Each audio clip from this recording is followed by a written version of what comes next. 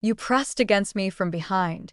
I had to steady myself against the wall. A true infidelity. He pushed against me with such force that I had to steady myself against the wall, my fingertips sinking into the flaking paint to keep from crumbling under the pressure. The laundry room lay in darkness, yet the moonlight streaming through the tiny window painted a soft luminescence over his figure.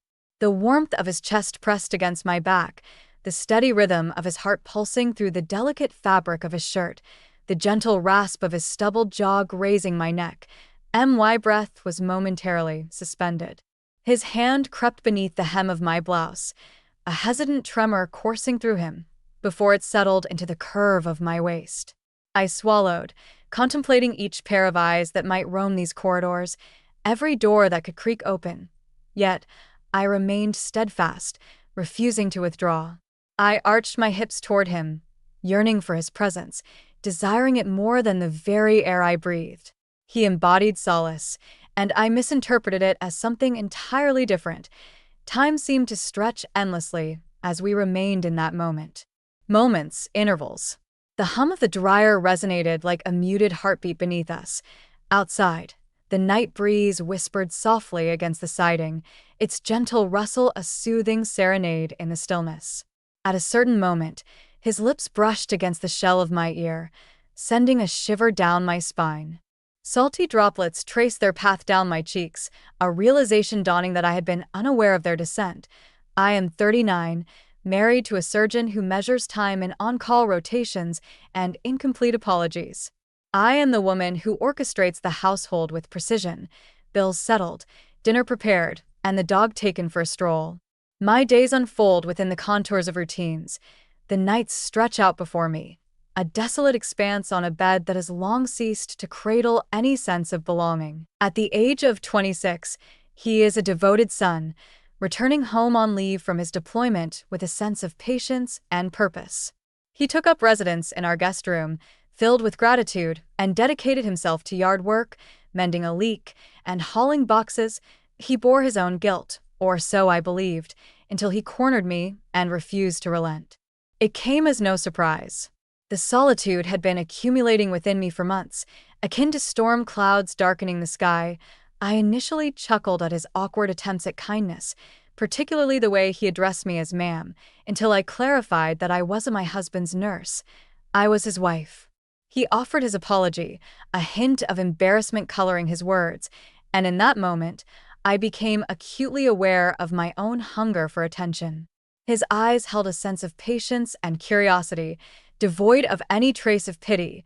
What actions would you take if the solace you sought emerged from the very individual you were never meant to harbor such feelings for?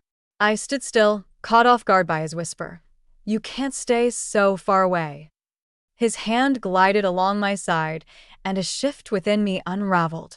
Rather than advancing or retreating, I surrendered to him, to the experience, to the very shame I had longed for. He swayed with me, a gentle rhythm, deliberate and unwavering. I clenched my lips with such intensity that the taste of iron filled my mouth. The dryer came to a halt with a soft click. He lingered, his forehead resting against my shoulder, breath uneven and labored. I remained pressed against that wall, my nails pale, my mind both empty and overflowing simultaneously.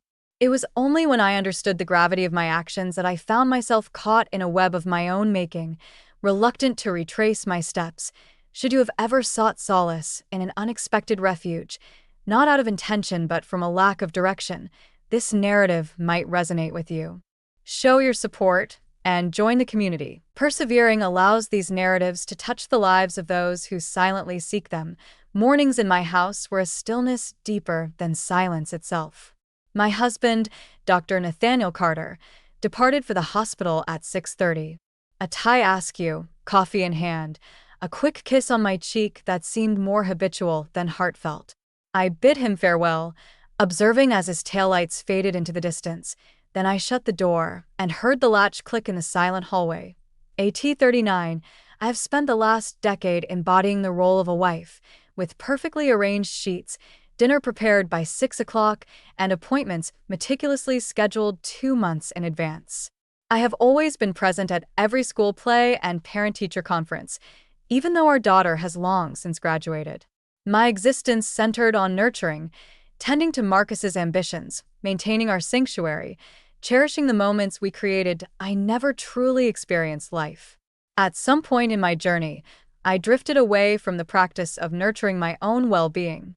The house loomed large, its neatness almost unsettling, the floors gleaming with an unnatural shine. Each morning, the dog's bowl remained steadfast in its designated spot, the water within it undisturbed until the night fell.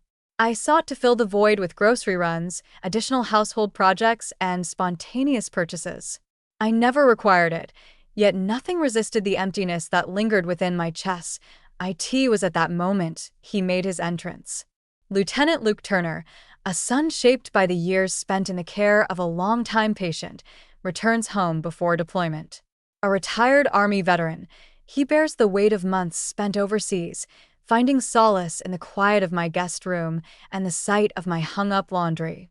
He exhibited a demeanor of politeness and respect, refraining from flirtation and never overstaying the bounds of courtesy. He took it upon himself to mow the lawn unprompted. He delivered coffee cups to my desk during my time working from home. His eyes bore a haunted expression, one I knew all too intimately. The very void I bore within me remained unchanged. He repaired the garage door spring that had been emitting a persistent squeal for months. He restored the fence I had almost lost hope in. Each Monday morning, he dutifully transported my trash to the curb, a silent act of kindness, devoid of complaint or expectation of gratitude. Thus, I expressed my gratitude to him softly, over and over, my voice buoyant in a way it hadn't been for years. One afternoon, I stumbled upon him in the laundry room, softly humming an old country tune as he sorted through my towels. The dryer door stood ajar, steam swirling forth like ethereal specters. I held my breath at the sight of him in my home, his hands moving deftly among the fabric. He lifted his eyes, and in that look, there was no pity, only a profound understanding. The intensity with which he observed every nuance, each wrinkle in my shirt, every line etched on my forehead, compelled me to retreat and seek refuge. In that moment, I took a step forward. I expressed my gratitude, saying thank you. He shrugged, his cheeks flushed with warmth. I possess the knowledge to operate these machines. I smiled, and in that smile, he glimpsed the hunger within me, a yearning not for the roles of wife or hostess, but for recognition as a person. That night, as I lay in bed, the rhythmic sound of Marcus's breathing enveloped me, and my thoughts drifted to Noah's silent resilience, pondering whether he would embody the essence of relief or the weight of regret. The following afternoon found me in the kitchen, meticulously chopping vegetables for dinner. The countertops shone brightly, and the knife glided effortlessly through the produce when he quietly entered behind me, a stack of mail in his hands. He set it down on the table, glided past my shoulder, and remarked, his gaze elsewhere, that the power bill is due on Friday. Warmth surged through my cheeks. There was no necessity for him to extend his assistance. He remained blissfully unaware of my lapse, and in that very lapse, I had neglected the essence of truly living. Yet, he recognized my error and bridged the void with compassion. That evening, after dinner, I discovered him on the porch, gazing at the sun as it sank beneath the pines. I poured 2 glasses of wine and settled next to him, the screen door softly clicking closed behind me. He failed to inquire whether I desired companionship. He regarded me with a raised eyebrow, his gaze unwavering, until I finally offered him a glass. We sipped quietly, the stillness enveloping us, the fragrance of honeysuckle mingled with the earthy scent of cedar in the air. The breeze ushered away the final notes of cicadas, their song fading into the distance. Marcus had departed once more, embarking on yet another late-night consultation. My daughter had ventured away from home. Solitude enveloped me, save for the presence of the man who had taken up residence in my guest room, and the swirling currents of my own thoughts. I ought to have placed that glass down and returned indoors. Yet, I chose to remain. What he was unaware of, and what I would only come to realize much later, was the extent to which I craved that presence, subtle and unpretentious, whispering, "I'm here if you wish for me," even though I didn't. Neither now nor in the future. The weight of my vows rested upon me: fidelity, trust, honor. Yet those chains had clinked free at some point between solace and apathy. He leaned in, his voice barely above a whisper. "Your weariness is evident."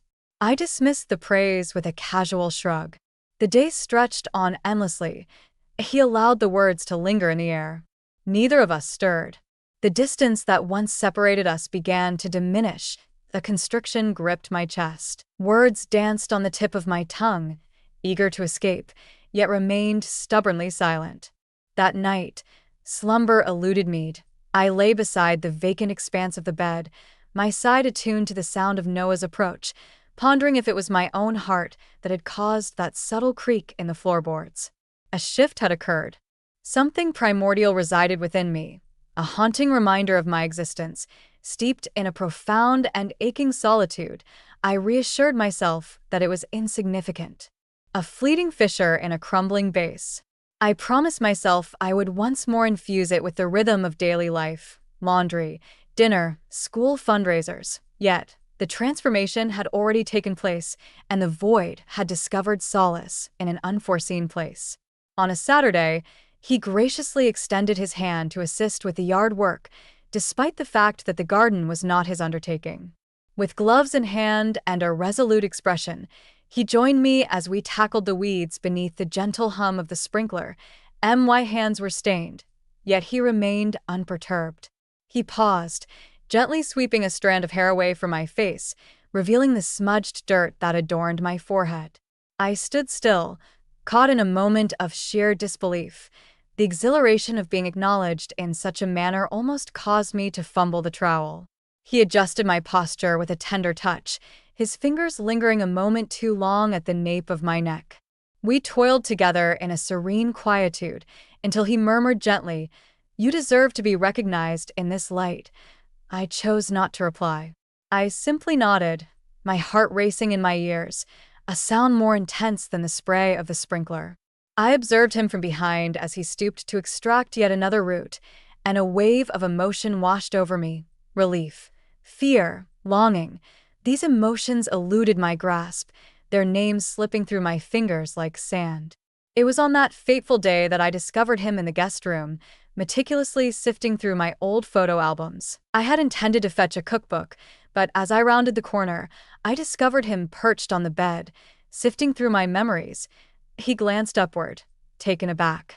I caught the unexpected glimmer in his gaze, followed by a hint of warmth. Apologies escaped his lips as he gently closed the album. My curiosity was piqued. I pressed my teeth into my lip. "It's perfectly fine." He placed it down gently and rose to his feet. The distance that separated us seemed utterly negligible. His face hovered near, allowing me to perceive the tautness in his jaw, his hand extended, thumb gently grazing my cheek. A query, a revelation, a vow. With my eyes gently shut, I embraced the stillness around me. I felt the urge to retreat in order to safeguard the boundary. Instead, I surrendered to his touch, permitting his thumb to glide along my cheekbone, as if I were delicate. He hesitated, then let me go, breathing out with a sudden intensity. My breath hitched. "Do you find yourself longing for her presence?" he inquired, his voice barely above a whisper. "There was my daughter, visiting her fiancé abroad," I acquiesced, a tumult of guilt and yearning coiling within me. "Each passing day." He gulped. "She is fortunate."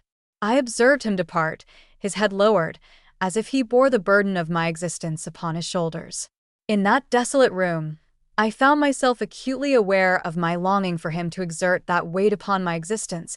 Despite the inherent wrongness of it all, I attempted to ignore it, yet with each hum of the fridge resonating behind me, I found myself anticipating his presence. As the wind rattled the window, I conjured the image of him beside me. One evening, I extended an invitation for tea, cloaked in the guise of a conversation about a relationship I was crafting for a cookbook layout. "French versus Italian," I declared. He smiled at me as if I were a stroke of genius. We savored the warmth of our steaming mugs, the dim kitchen light casting a soft glow around us. A silvery moonbeam glided softly through the window, The tiles shimmered with a radiant light. He leaned in, his voice wavering with uncertainty. "Do you find this strange?" Our eyes locked, and in that silence, the truth lingered between us. "Indeed," I confessed. "I find myself indifferent." He released a breath, a blend of relief and longing settling in his shoulders. He extended his hand toward mine. We lingered in that moment, breathless, with the tea left to cool, until the milk in the pot began to curdle. Following that moment, the boundary that separated us disappeared. We were aware, yet we chose silence. We ventured into a realm that was undeniably off-limits to us, a place we both recognized as forbidden. Yet, it was not the crossing that filled me with dread. It was the very essence of fear that tethered me to him, pulling me further into a blaze from which there was no escape. It was past midnight when I discovered him in the kitchen, illuminated by the soft blue light of the stove clock. I had descended to fetch a glass of water. The house lay in a profound stillness. With my husband out on rounds and my daughter nestled in slumber at her fiancé's, the house feels unusually quiet. The refrigerator's low hum and the steady drip of the faucet filled the silence, creating a backdrop of solitude. Ben leaned against the counter, arms crossed, his gaze locked onto the floor. The fabric of his shirt clung to his skin, heavy with the weight of the evening's humidity. With sleeves rolled up to his elbows, he glanced up as I stepped in, taken aback, then offered me that well-known half-smile that I had grown to desire. "I couldn't sleep," he murmured gently. I nodded in silence. He placed his hands on the counter and leaned in, drawing his face into the warm glow of the light. The tension in his jaw was palpable, his fingers gripping the edge of the tile with an intensity that spoke volumes. My heart raced, echoing memories of forgotten ruins I had not intended to confront again. "Do you require assistance?" I inquired, fully aware of the response that awaited me. He shook his head, yet remained steadfast, refusing to retreat. Instead, he uncrossed his arms and made his way to the sink, filling a glass with water. I observed his reflection, a figure who ought to have been a welcomed guest in my abode, a person I had placed my trust in, a soul who had taken out my trash and tended to my lawn. I moved in closer, my hand extending to shut off the flow of water. My fingers grazed his wrist. The contact sparked a jolt that caused us to momentarily freeze in place. He gulped. His voice faltered, and I found myself apologizing as I bridged the distance that lay between us. "What is the purpose?" He locked his gaze with mine, a fierce sincerity that sent shivers down my spine. "For your presence in this moment." I bit my lip, a rush of warmth coursing through me. "You are providing assistance." He set the water bottle aside and reached beneath the counter, retrieving a neatly folded shirt of mine. This was left behind in the guest room. Warmth surged through my cheeks. "My sincere gratitude to you." He draped the shirt over a hook, then reached for the bottle once more. I found myself standing too near, my image in the glass intertwining with his. The universe condensed into the silence that lingered between our breaths. "Listen," he began, his voice barely above a whisper. He halted, his gaze probing my expression. "This is not the case." He left it incomplete. His hand ascended to the nape of my neck, fingers exquisitely tender. I shut my eyes, leaning in, my breath catching on the quiver of his caress. He pressed behind me, just beneath my shoulder blade, and I steadied myself against the counter. The surface of the tile felt refreshingly cool against my palms. I quivered. His weight remained constant, steadfast as if he were the sole anchor I could discover. I found my voice barely above a whisper, cautioning against it. "We shouldn't." He remained steadfast. Instead, he gently swept my hair aside, his lips hovering near my ear. "I am aware." And then he pressed his lips to mine. It lacked both urgency and chaos. The search was cautious and uncertain. His lips conformed to mine, as though he had long envisioned their perfect contour. My hands discovered his shirt, fingers clutching the fabric with a gentle, uncertain hold. The crisp night air enveloped us, a silent observer I sensed in each whisper against my skin. He led me in reverse until the backs of my thighs met the edge of the counter. I leaned into him, gasping for air. His hands glided from my neck to my waist, drawing me closer to him with a deliberate grace. I entwined my legs around his hips, yearning to eliminate the space between us completely. He allowed me to shift until the unforgiving edge of the counter dug into my lower back. The refrigerator's hum resonated, mirroring the rhythm of my racing heart. He acted without a moment's pause. He filled me gradually, entirely, as if he were reassembling fragments of a shattered whole. Each moment was a revelation. The pain in my heart, the void I had borne, melted away beneath the gravity of his presence. The recollection of my marriage, once a soft embrace, now resembled an impenetrable wall. His breath lingered, warm against my shoulder. He broke the kiss, his forehead resting against mine, sweat glistening on his brow. "Please, just tell me to stop," he whispered. I shut my eyes, trembling, unable to continue. He shifted once more, with intention and calm, each movement urging me deeper into acquiescence. My nails traced a path across his back. I pressed my teeth into my lip, savoring the metallic tang of blood. We held tightly to one another as the world outside the window continued on, unaware of our existence. As he arrived, silence enveloped the moment, a tremor that resonated within us both. He pressed me against the counter, anchoring me in the wake of what had just transpired. Tears, unnamed and trembling, slipped silently down my cheeks. He pulled me near, his arms wrapping around my waist, and murmured, "I'm here." I remained on trembling legs, lingering in the moment long after he had released me. The shirt I had unknowingly kept on was drenched in perspiration.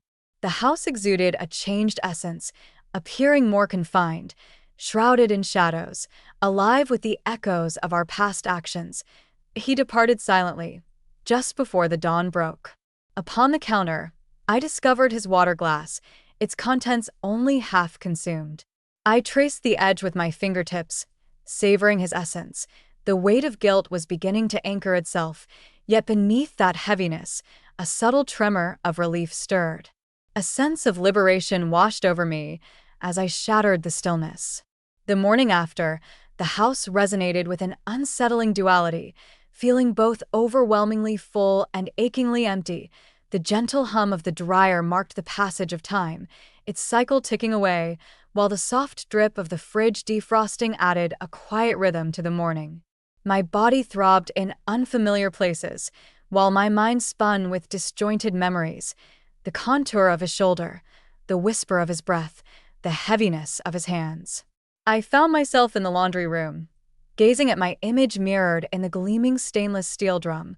The fabric of my blouse bore deep creases, a reminder of the chaos that still echoed in my ears.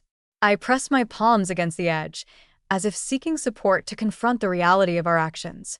The sound of tires crunching on gravel signaled the arrival of my husband, home earlier than expected. A wave of panic washed over me. I carefully arranged my hair, fastened my blouse, and quietly exited the room just as he approached the door. I discovered him nestled within the den's suitcase by the door, his hair tousled and his eyes radiating warmth. "Surprise," he said, his voice laced with intrigue. I returned earlier than I had anticipated.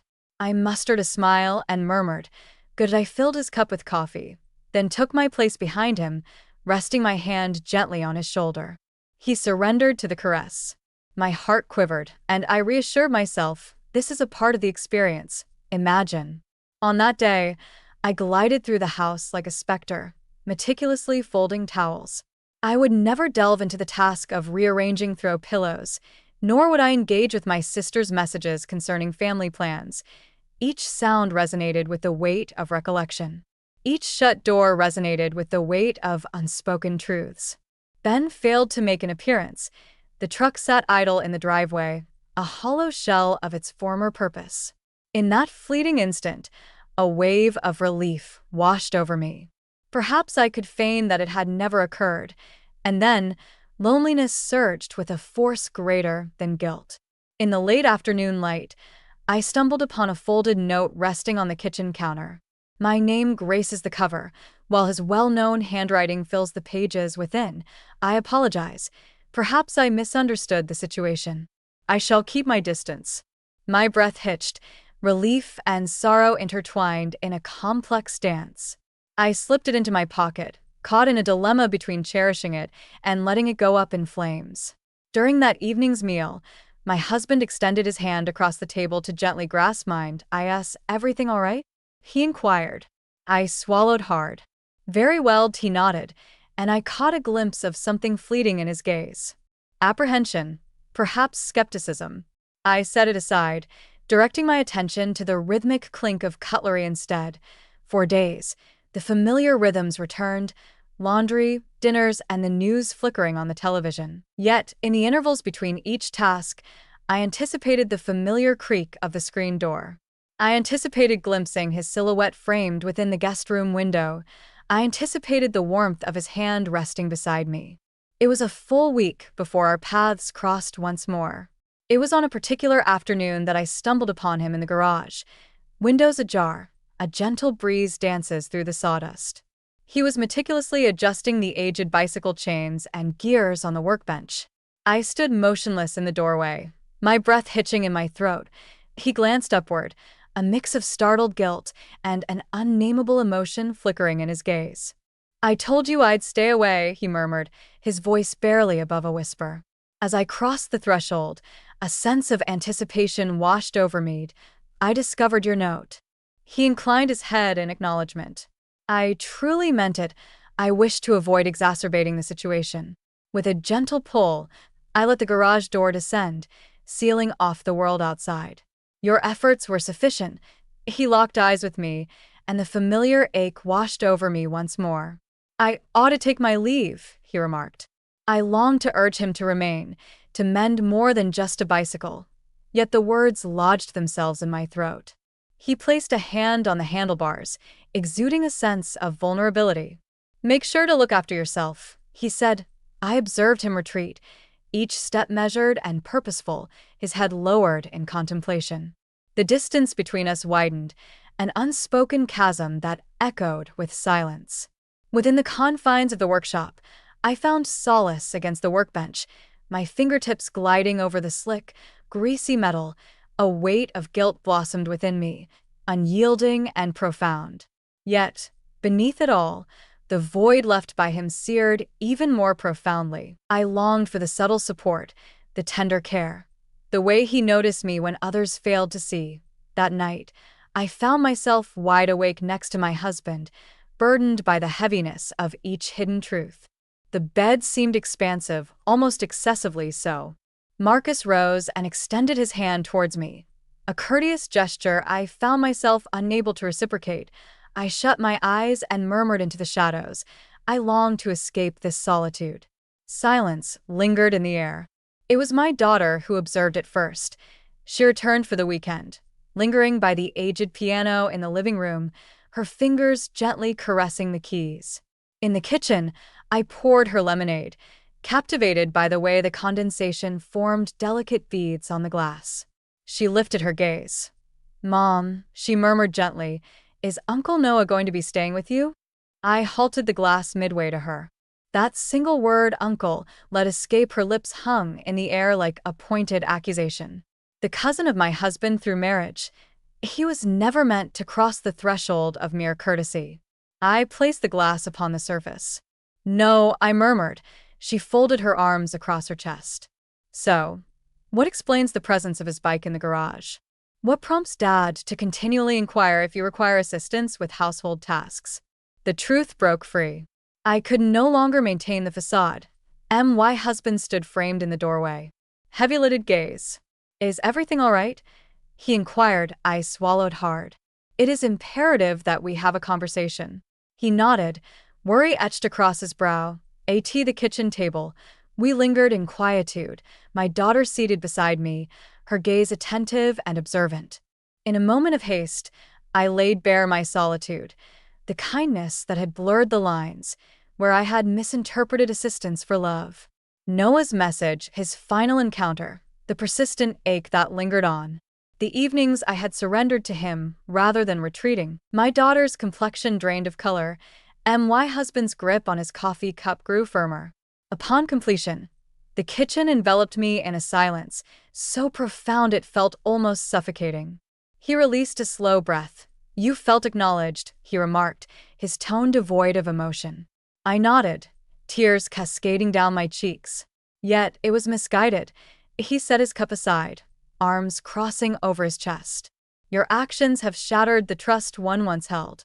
My heart lay in fragments. I gazed at my daughter, her eyes wide and tears shimmering like tiny jewels. She rose gracefully and intertwined her fingers with mine. Her gentle warmth held me steady amidst the ruins.